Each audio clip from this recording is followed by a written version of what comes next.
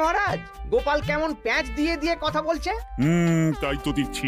গোপাল, খুলে বলো বলো, কি বলতে চাইছো? আসলে মহারাজ, আমরা সবাই একটা অনুরোধ অনেকদিন আগেই করেছি, কিন্তু কিন্তু কি? কিন্তু মন্ত্রী মশাইয়ের বিরোধের কথা শুনে আপনি আমাদের অনুরোধ রাখেননি। কোথায় কি পান্তা ভাতে ঘি, হ্যাঁ, আমাকে জড়িয়ে দিল। আর কি হয়েছে বলো, অত ভনিতা করো না। আমাদের বেতন বাড়াতে হবে মহারাজ। বাজারে জিনিসপত্রের যা আগুন দাম হয়েছে, তাই এই বেতনে আমাদের পোষাচ্ছে না। বুঝতে পারছি, কিন্তু সবাইকে এখন বেতন বাড়ালে মহারাজের রাজকোষে টান পড়বে, তাই না মহারাজ? হ্যাঁ, তা তো বটেই। আমার মতন একজন সৎ নিষ্ঠাবান উপদেষ্টাদায়ক মন্ত্রী থাকতে আমি এসব হতে দিতে পারবো না। মহারাজ, বিগত 3 বছর ধরে একই বেতনে কাজ করছি।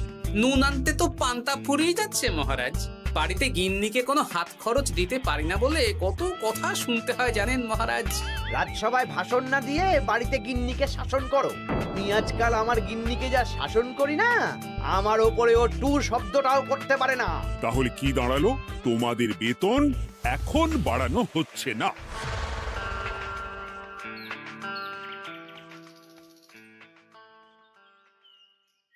আবার ঘুরে ফিরে আমরা সেই এক জায়গায় পৌঁছে গেলাম। মন্ত্রী মশাই মহারাজকে বললেন, আর মহারাজ আমাদের প্রস্তাব নাকচ করে দিলেন। না, এভাবে হবে না, অন্য রাস্তা ভাবতে হবে, অন্যভাবে চিন্তা করতে হবে। ঠিক বলেছ গোপাল, মন্ত্রী মশাইকে এমন ভাবে নাকে দড়ি দিয়ে ঘোরাতে হবে যাতে উনি নিজেই বেতন বাড়ানোর প্রস্তাবটা মহারাজের সামনে পেশ করেন। হ্যাঁ, সুযোগ তো আসবেই। দেখি কি করা যায়।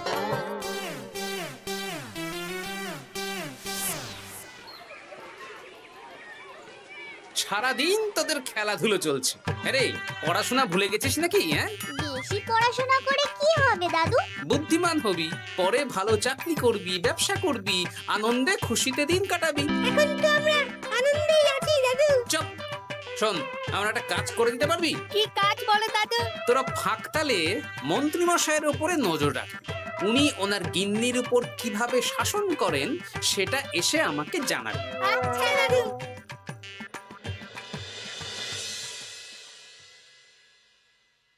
এই শোনো না, কান খোলা আছে? চট করে বলে ফেলো, ঝট করে শুনে ফেলি। একটা তোমার কাছে আবদার করছি, আবদার? রাগ করে না জানো। হ্যাঁ, তা কি আবদার শুনি?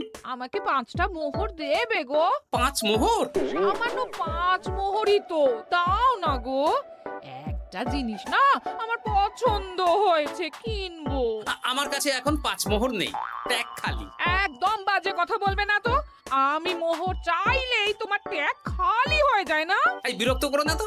তুমি জানো 5 মোহর রোজগার করার জন্য আমাকে কত খাটতে হয়, কত পরিশ্রম করতে হয়। কি পরিশ্রম করো শুনি? রোদ ঝড় জল পেরিয়ে রাজসভায় চাকরি করতে যাই গিন্নি। সে তো যেতেই হবে। তাহলে তুমি বলো, আমাকে কত পরিশ্রম করতে হয়, কত মাথা খাটাতে হয়। মাথা ঘামাতে ঘামাতে আমার মাথার সব চুল যে উঠে গেল। এ উঠে যাক, তুমি আমাকে এত কথা না বলে 5টা মোহর দেবে কিনা বলো সেটা। তুমি কি এমন পরিশ্রম করো যে তোমাকে 5 মোহর দেব? বেশ, দিতে হবে না। এবার আমার পরিশ্রমের মূল্য আমি বুঝে নেব।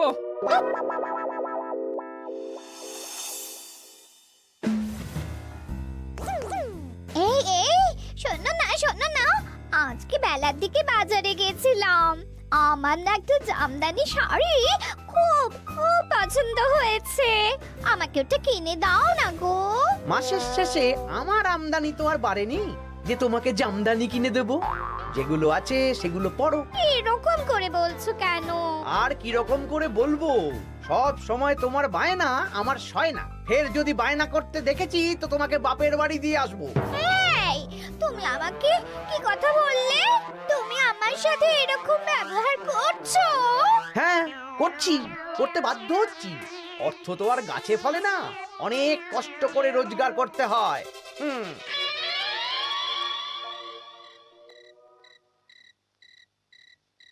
আহ, কি সুন্দর গন্ধ! গন্ধেই প্রাণটা ভরে গেল গিন্নি। আজকে রাতে কষা মাংস আর রুটি, প্রাণ পেট সব ভরবে। হ্যাঁ,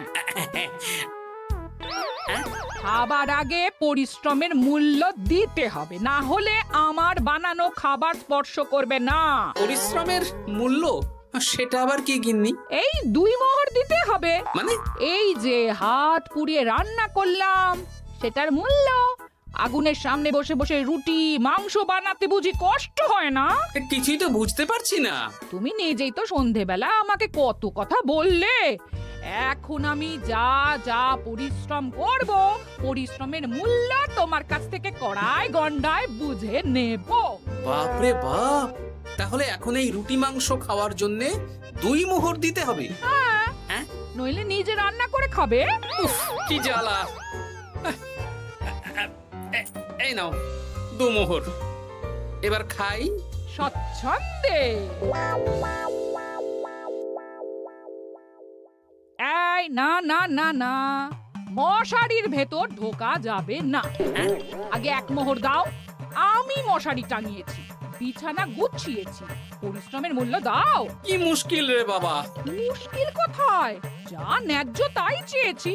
বাড়তি কথা না বলে 1 মোহর দাও, না হলে খাটের নিচে শুয়ে পড়ো। উফ, এই নাও ধরো। খুশি? খুব খুশি, খুব।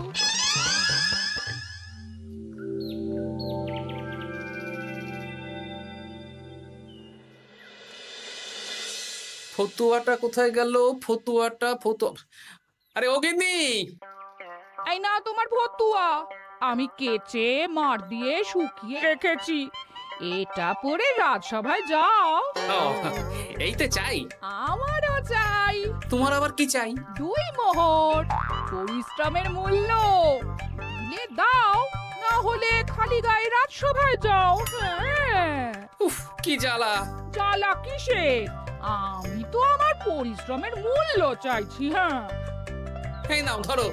এরকম খুচখাচ নাচে একবারে বলো তো কত মোহর লাগবে? তুমি তো আমার কাছের লোক, তাই প্রত্যেকদিন 3 মোহর করে দিও। হ্যাঁ প্রত্যেক দিন? হ্যাঁ, প্রত্যেকদিন। আমার হাত খরচ গো। উফ, কি জ্বালা। ওই দেখ, দাদু কিরকম শুকনো আমসত্ত্বের মতো মুখ করে আসছে। কি হলো দাদু? দিদার সাথে ঝগড়া হয়েছে নাকি? না না, ঝগড়া না, অনেক জ্বালা। তোদের আর কি বলবো।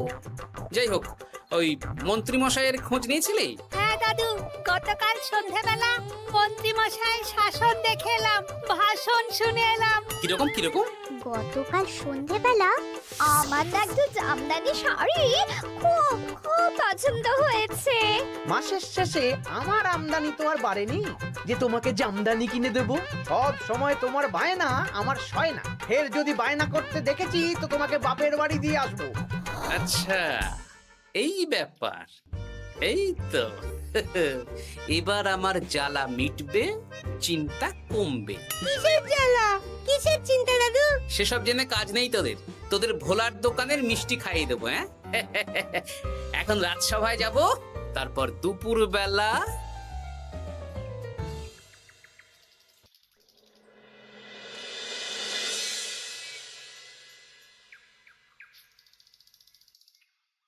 কেমন আছেন মা ঠাকুরুন? কেমন শব্দ থেকে মা বাদ দিয়ে জিজ্ঞেস করো। মো বাদ দেব মানে? জিজ্ঞেস করো কেন আছি। কি হয়েছে আপনার? তোমাদের মন্ত্রী মশাই আজকাল কেমন খেটে হয়ে গেছেন। কিছু আবদার করলেই চিৎকার চেঁচামেচি করেন, আর একটাই ভয় দেখান, বাপের বাড়ি দিয়ে আসবো। আজকেই সমস্যার সমাধান হবে। সামনের মনোহারি দোকান থেকে একটা কাগজ কলম নিতে হবে, তারপর আসল কাজটা করতে হবে। তোমার সাথে কথা বলতে গিয়ে কত দেরি হয়ে গেল। ধুর, এখনো রান্না হয়নি। এই কে রে? আমি বৃক্ষ বাবা, কাগজটা খুলে পড়ো। বাবা, আমি জানি তোর খুব কষ্ট। তোর স্বামী তোকে দিন রাত উঠতে বসতে শাসন করে আর হুমকি দেয় তোকে বাপের বাড়ি দিয়ে আসবে। এই কষ্টের থেকে মুক্তির একটাই উপায়। আজ থেকে তুই শুধু নিজের জন্য রান্না করবি, বাড়ির কোনো কাজ করবি না। আর তোর কর্তাকে বলবি বাড়ির কাজ করাতে হলে প্রত্যেক দিন 10 মোহর করে হাত খরচ দিতে হবে। পরিশ্রমের মূল্য 10 মোহর। এর মধ্যে 7 মোহর তুই নিজের কাছে রাখবি, আর এই সৎ উপদেশ দেওয়ার জন্য 3 মোহর রোজ সন্ধ্যাবেলা এই বট গাছের নিচে আমার প্রণামী হিসেবে রেখে যাবি। ইতি তোর শুভাকাঙ্ক্ষী বৃক্ষ বাবা। বাহ, বেশ ভালো বুদ্ধি তো। তা আপনি একবার দেখা দিন না বৃক্ষ বাবা। বাবা, বটগাছে কোরা, কি অলৌকিক কাণ্ড! জয় বাবা, জয় বাবা।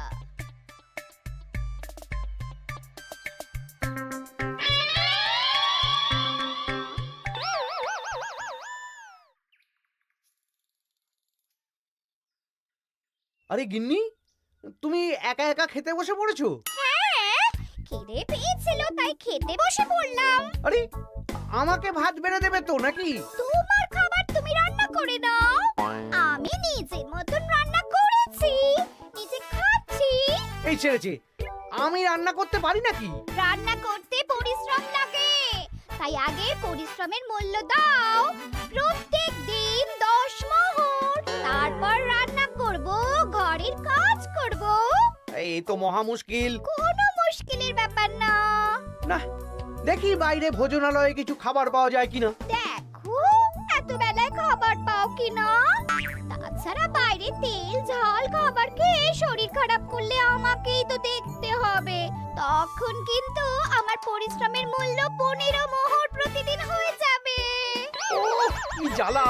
কোনো জ্বালার ব্যাপার নেই, আমি খেয়ে উঠে চট করে রান্না করে দিচ্ছি। তুমি 10 মোহর প্রস্তুত রেখো। আচ্ছা, সন্ধেবেলা দেবো।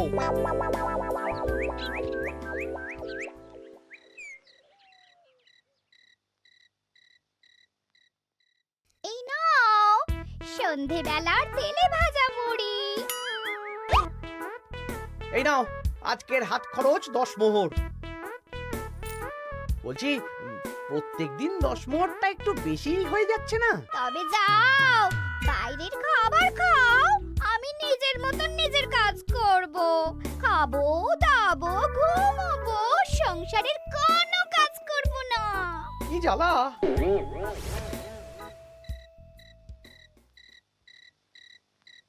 ধন্যবাদ বৃক্ষ বাবা, আপনার দেওয়া বুদ্ধিতে কাজ হয়েছে।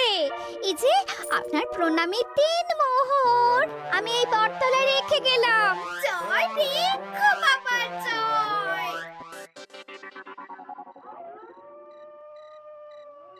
কি মা ঠাকুরুন, ভালো আছেন তো? হ্যাঁ হ্যাঁ গোপাল দাদা, ভালো আছি। তুমি কেমন আছো? আমিও ভালো আছি।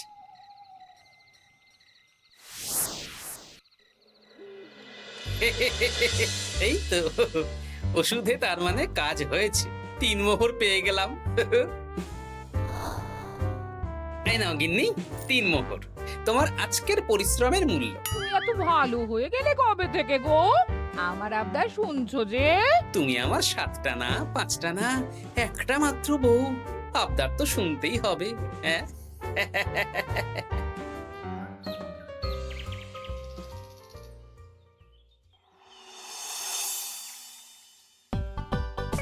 এই নাও, তোমার জন্য ফুলকো ফুলকো লুচি আর আলুর তরকারি বানিয়েছি। রাজসভা থেকে ফেরার সময় বাজার থেকে পাকা কাতলা নিয়ে এসো। বাহ, রাজসভা থেকে ফিরে এসে মাছের ঝোল আর ভাত খাবো। আর বলি, আজকের 10 মোহরটাকে এখন দেবে? ওরে বাবা, আজকেও দিতে হবে? সে তো দিতেই হবে। আমি তো কালকেই বললাম প্রত্যেক দিন 10 মোহর করে দিতে হবে। হ্যাঁ, দিচ্ছি দিচ্ছি।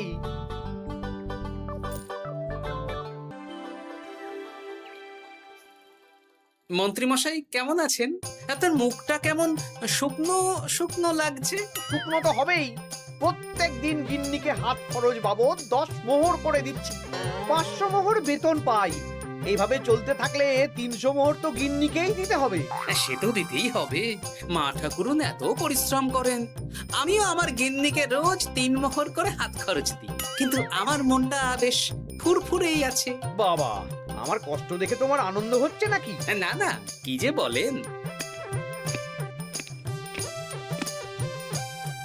একটু দেরি হয়ে গেল। যাই হোক, আলোচনা শুরু করা যাক। এর একটা বিহিত করতেই হবে।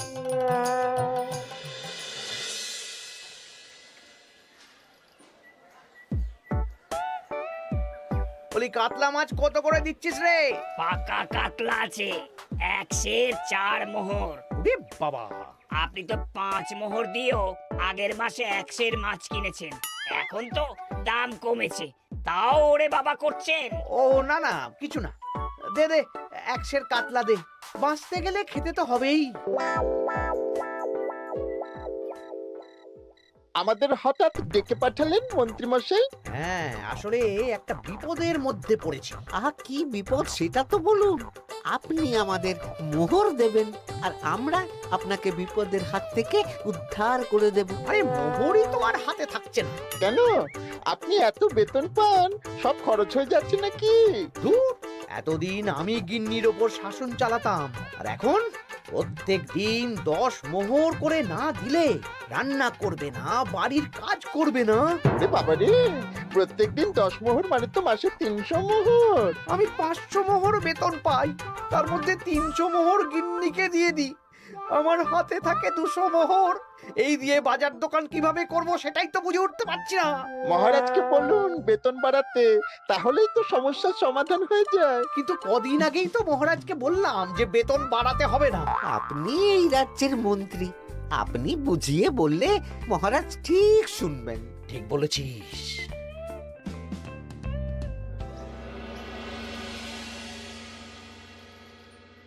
বুঝলে সবাই, আজ আমি মহারাজের কাছে আমাদের সবার বেতন বাড়ানোর প্রসঙ্গ তুলব। কেন? এই তো আপনি কদিন আগে বললেন বেতন বাড়ানো যাবে না।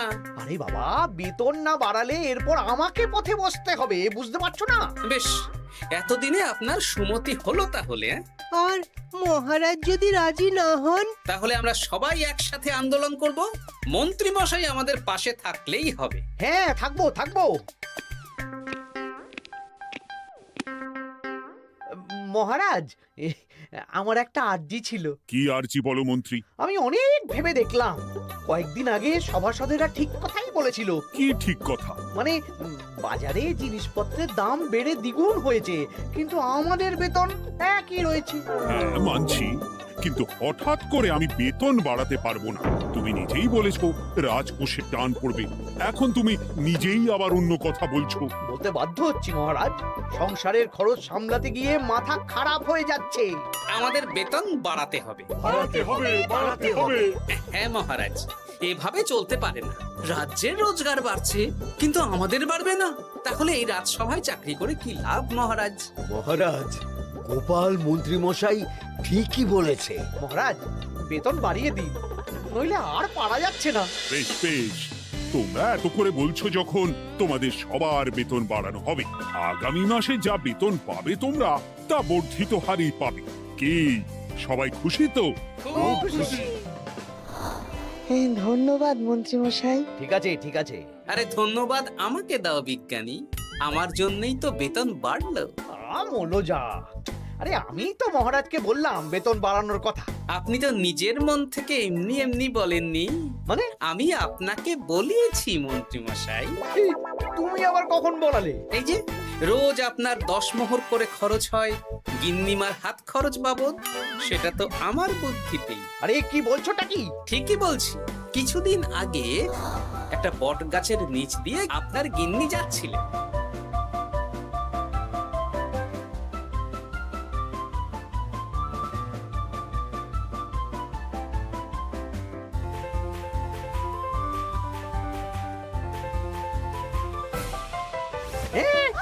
সব তোমার বুদ্ধিতে? হ্যাঁ, শুধু তাই নয়, গিন্নিমা রোজ রাতে বটতলায় 3 মোহর করে বৃক্ষ বাবার জন্য ওরফে আমার জন্য রেখে যান, আর আমি সেটা দিয়েই এতদিন আমার গিন্নিকে হাত খরচ দিচ্ছিলাম। হ্যাঁ নয়, হ্যাঁ, কিন্তু আর লাগবে না। এবার তো বেতন বেড়ে গেল, আর কোনো সমস্যা হবে না। গিন্নিমাকে ব্যাপারটা বুঝিয়ে বলে দেবেন, কেমন? মানে গোপাল আপনার কাছ থেকে সোজা আঙুলে ঘি বের করতে পারেনি, তাই আঙুল বাঁকা করেছে, আর আপনি অমনি ছেঁকা খেয়েছেন। হ্যাঁ? ওরে বাবা রে!